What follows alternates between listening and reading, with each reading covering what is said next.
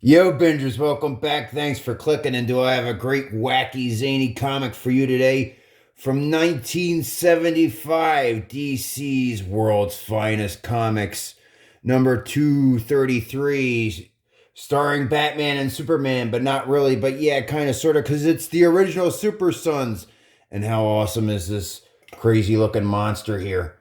Surrender, I command my females to kill your friend. World without men. Let's zoom in here for a second. I got a button. Check out this monster here. Artwork of those chicks. Let's check out Superman and Batman up here. Let's zoom back out, eh? All right. Oh, I almost forgot. I need my old man glasses so I can read. Let's hear Superman and Batman and their super sons. Bruce, Clark, don't take that turn. I can sense terrible danger ahead. We zoom in here on Batman and Superman.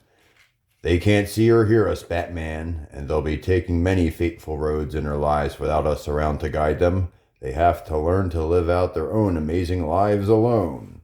And we got art by Dick Dillon and John Callan, story by Bob Haney. They're back and on the road again, the sensational Super Sons, but this time a twist of chance detours them into the wildest adventure of their young lives, as an age-old grievance turns into unrighteous wrath, putting their very souls at stake in a world without men. Dun, dun, dun. Somewhere in the great southland of the USA, a dilapidated craft chugs across the sleepy river. Hey, Bruce, that state capital's ahead. We can phone home. Seems like we've been away since the Civil War. Check, Clark, kiddo. And this old dude's funky ferry must have carried Jeb Stuart's cavalry. But dig that other road. Looks real fascinating. What's Belton, old timer? Oh, an old ghost town, sonny. You all go there. You might not come back. Hee-haw. And here we go. Part 1, Big Sister is watching you. Belton's an old swamp lumber town. When the sawmills closed down, it just died. You might too if y'all take that road. Y'all trying to scare us all, Pop? Well, one thing Mrs. Wayne's little boy Bruce can't resist is a scary dare. And they drive, getting very Scooby-Doo vibes here. Old man and the mystery in the van. And you see they got their costumes here in the back of the van. Shortly, this is one old gloomy swamp, pal. Think of it, Clark. A real ghost town. Maybe we can get a bowl of ghost toasties. I'm tired of mono-oxide flavored chocolate bars. Very funny, clown. Hey, that sign. Guess it's some kind of ad for eye makeup. Miles later, a blacksmith shop. Here on the outskirts of Belton. Listen, some muscle-bound ghostly geezer pounding away. Cling, cling. Beauty art, eh? Oh, under the spreading swamp oak, the village smithy stands. Let's check him out. Clang, blang, clink. Yet, as the two comrades enter the dim old shop, yow, a chick. A gorgeous girl. Cling. Miss, let me help you. Shh. Stay back. No man touches me or my work. Wowee, is she ever hostile? If I didn't have super eye tissues, that hot iron would have blinded me. Yeah, pal. Let's split the smithy scene and head into town. Maybe the phantom citizens are friendlier. Shortly. Well, Belton's sure no ghost town. It's pretty populated. Pretty is the word. They're all beautiful chicks. But not one man in a town of females only. And there you can check out all the beautiful chicks.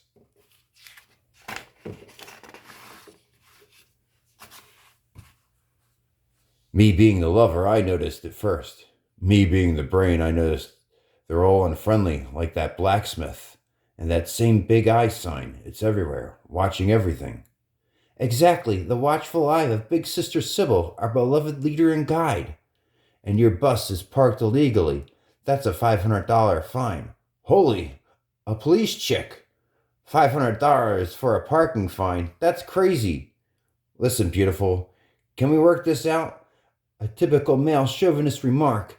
No, Big Sister Sybil shall set such a high fine to discourage men from staying in Belton. Having trouble, Officer Diana? I am Sister Sarah, Belton's mayor. Mayor, doll, we didn't see any no parking signs, and we haven't got that kind of bread. Don't touch me. That's another of Sybil's strict laws. No male may touch his sister. If you can't pay the fine, you'll be jailed. Jailed? But that's unfair, illegal. We have our rights.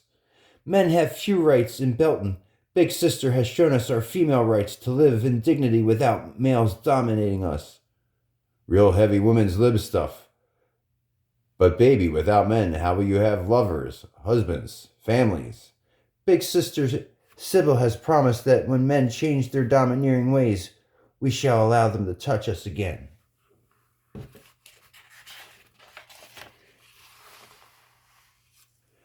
Meanwhile, our strength is in living apart in freedom and sisterhood.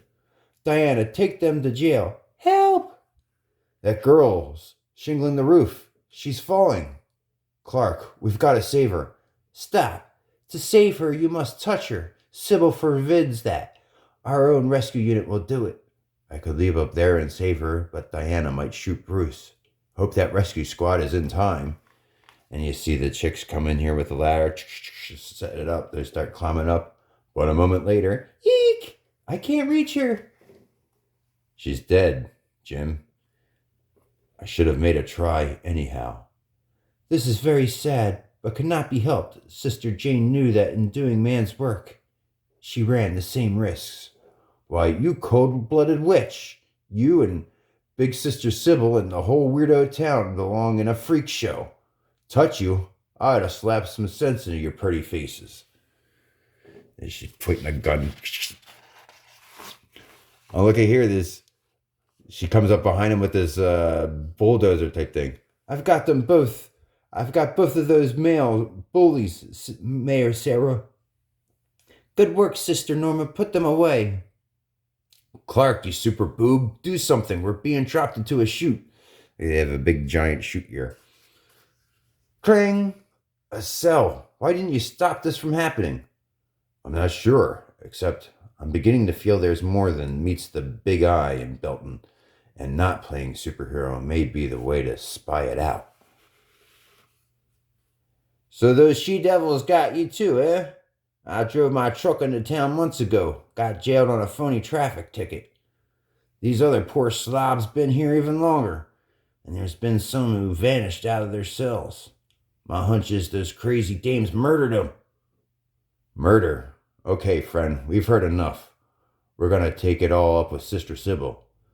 That's a laugh, Sonny. Nobody's ever seen her. Not even those wacky followers of hers. She lives in the swamp, and like nobody's ever come out who went in to find her. As night envelopes Belton, the sons of Superman and Batman ponder the most bizarre dilemma of their young lives. I'm all for gals doing their own thing, but these Belton belles are carrying it definitely too far, like maybe to murder. Hold it. My super hearing's picking up an interesting rap in the next room. Oh, Sarah, I'm very upset. Sister Jane's death was terrible. And jailing those two young men, what they said about us shook me badly. I know, Sister Diana, I feel the same. Those two are different than the crude types who blundered into Belton. But we must be strong. Big Sister Sybil warned us the way to freedom would be hard. When we restored the ghost town under her inspired guidance, we forever cast off feminine weakness. Our cause is just, and we will triumph. I know, but we can't keep those men in jail forever. We shall ask Big Sister's wishes about their fate when we hold Sister Jane's funeral before her presence on the sacred savannah. And as Clark recounts to Bruce what his unearthly ears overheard, that's one funeral we're going to attend. You gotta bust us out of here, but quiet like. That's no problem for the Kent muscles. He just grabs into the wall. I guess it makes a hole and All I need to do is grab it with my fingernails. And open sesame. I hate to be your manicurist. Let's get out before our cellmates wake up. Now to bend it close so those girls don't wonder how the two puny males could escape a stone and steel cell. Yeah, I did get in the female eye, but hot big sister Sybil's, she's downright spooky. Shortly. It's junior superhero time again. Good thing they didn't search the bus, or we'd be doing our bid in t-shirts. Quiet, comedian. My other than merely mortal ears and eyes are picking up something again. Crying? Marching feet? The funeral procession. Well, it's going to be joined by two male mourners. And as the large pirogue or swamp boat bearing its grim cargo is soon being paddled through a dismal swamp. Check out how Superman's carrying Batman there. An island or savannah ahead. Must be Big Sister Sybil's hangout. That's a Shazam Twinkie ad. I did that on my old back issue binge channel, that comic. Shortly, a solemn ceremony in the depths of the forest. Hear me, women. Our sister Jane's death is a great loss, but better she died than have those two new intruders touch her. That monolith, it talks, but who and where's Big Sis? For accepting male attention is a fate worse than death. But sisters Sarah and Diana are wavering. They have shown sympathy for those two young intruders. This weakness must stop. We are sorry, Sybil. I see and know everything. Those young men threaten our sacred cause. Therefore, I command you to return to town and execute them. Bury your dead sister and carry out my command. Burr. Big Sis just signed the death warrants of Bruce Wayne Jr. and Clark Kent Jr. Good thing they won't be in that jail cell.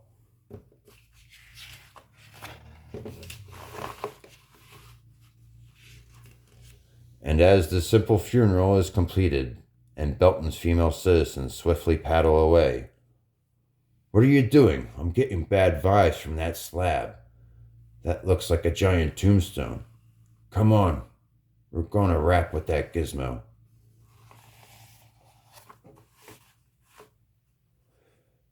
Big Sister Sybil, we may be only mere males, but we want answers to some important questions. Ask them, costume fools. Strange she doesn't recognize us. Batman and Superman are world famous.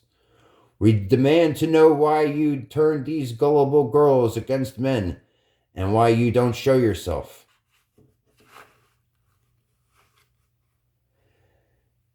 The enlightened females of Belton were already against men's domineering tyranny over all women. I had no need to persuade them of what they knew was already true. If you wonder why I remain hidden, it is because a leader who is familiar and seen by her followers loses authority. She must inspire loyalty by remoteness, even fear. But in a just cause, it can be excused. Excused? You gotta be kidding. You and these poor mixed up chicks are freaky. A menace to men and society in general. I dare you to show yourself. Take it easy, pal. You and these poor mixed up chicks are freaky.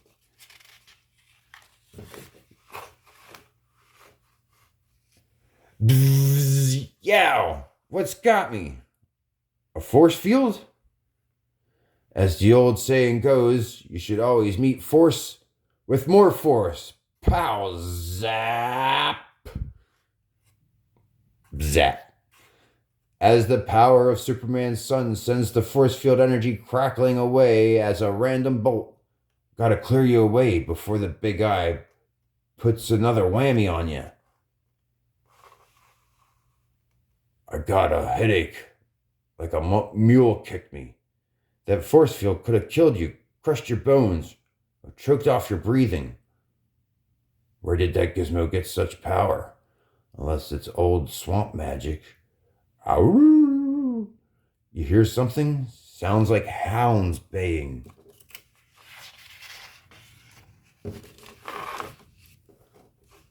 Bloodhounds and a posse of Belton's sweet patooties. Arrgh!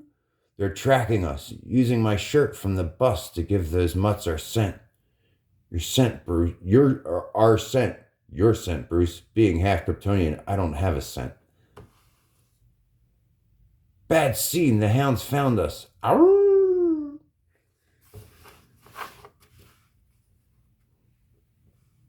What are we waiting for? Those two fugitives are up there. Fire! Kill them! Big sister must be obeyed. I can't. It's cold-blooded murder. I agree, Diana. Better we capture them. All of us can easily take just two ordinary males. You're weak and soft-hearted. We'll carry out Sybil's sacred commands without you. Shoot! Pow, pow, kapow, kapow. A fusillade of deadly fire bursts into the shadowy reaches of a sheltering tree. What happens to its twin targets in part 2 next? Dun dun dun! And we're going to keep going because the second half is not nearly as long as this first half. But here we go. Part 2. The Greatest Hate. The hail of metal slugs rips through tangled branches and drooping Spanish moss, where the heirs of Superman and Batman perched. While across the swamp moon, a strange bird-like shape soars. A bird which descends some distance away. Easy enough to escape that posse of Belton's bellies, Bruce. But it's sure those hounds will pick up your scent again. So it's costume switch time.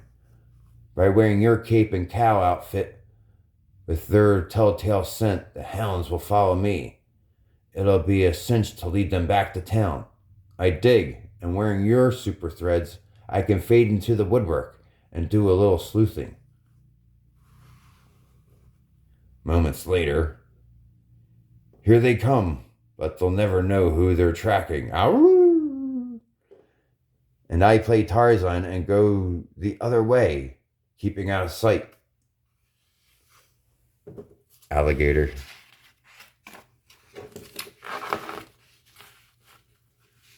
Sisters, you have betrayed the cause. Diana and Sarah being hassled by the monolith.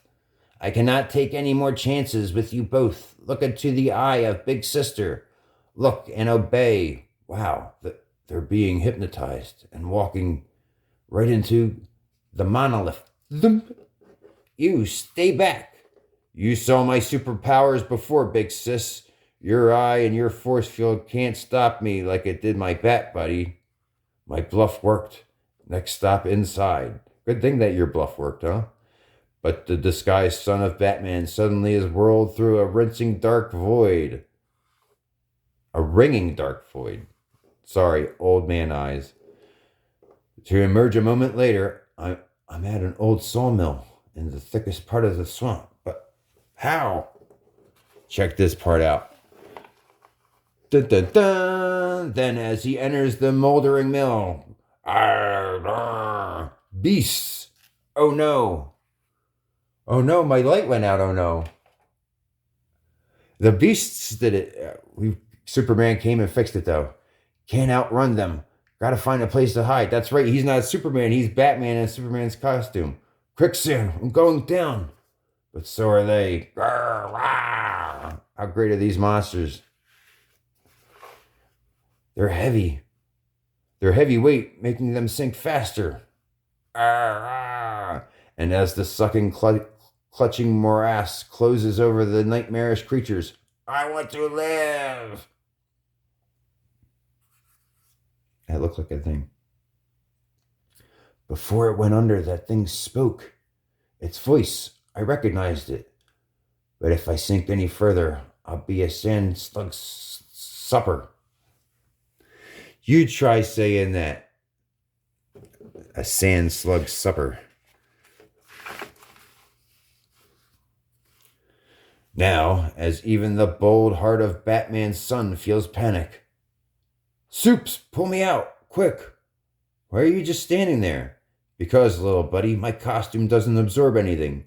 That's as far as it'll let you sink. Now you tell me, but wait till I tell you what happened. Soon as we switched back, Bruce, flying back from town, a real bat got interested in me. But as the two comrades resumed their regular roles, so they just switched their outfits back. So now Superman is Superman and Batman is Batman. And that's the incredible story. Yow, another one. Look at this, the monster from the cover. That single eye, like Big Sister Sybil. Yet, let me. Yes, it is I, Sybil.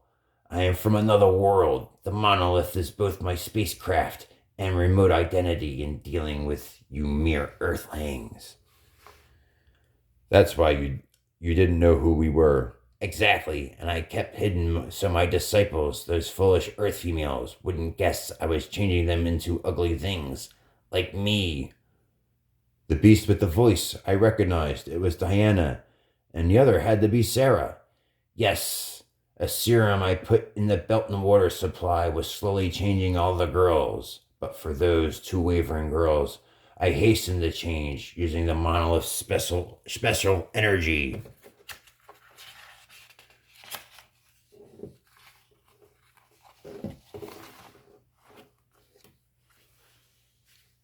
Focus. The whole idea of a man-hating town was to keep the girls isolated while you did your horrible work. Absolutely. The only antidote to the serum was a male's touch, hence my rigid rules against contact with men. But why did you come to our world and do this? I was exiled from my own world for my hideousness, for being hideous. Thus, I hate all who are beautiful and must make them share my fate. Endless, eternal ugliness. I can't even stand looking at myself. Since you could warn my victims, I will give myself the added pleasure of destroying you. You gotta be kidding, Gruesome. My pal here will clobber you. Soups? He's gone. He may have formidable powers, but evidently lacks the courage to face me in combat. Stay back, you grotty goon. Karak! That's far enough. And that's pretty neat and violent. Now, as the strange glow suffuses the slumped sky, the monolith rising into space. Did I skip a page? No. Okay. My hunch was Sybil kept clear of the monolith because by re-entering it, it would trigger a return to her home planet. And there she goes. How did he figure that out? As the monolith streaks away like a rising star, how could even you pick it up when it wasn't solid substance? By vibrating my molecules until they equaled the other world frequency of the monolith's own atoms. And presto, it turned solid. Oh, that's right, because they walked through it. This is a whole lot of stuff going on in a couple panels. And in a short time, light years from Earth. Sybil, for your crimes on that poor primitive planet, we sentence you to the ultimate punishment. Seeing your hideous self reflected for eternity. Oh no, anything but that. Later, in the village of Belton, Sarah and Diana are dead, and Big Sister Sybil, a horrible alien creature who was dooming us into monstrosities. It's incredibly awful. And the worst part, the only antidote to stop the change is this. Line up, girls. Oh, brother. She just said the two girls are dead. And you won't have to wait in line for the next Super Sons saga. Watch for it here in World's Finest, on sale the 4th week in September. All right. You know me, folks. I don't keep you any longer than needed. Thanks for joining me. So, look at the background. And until next time, I'll see you in the back issues. Groovy.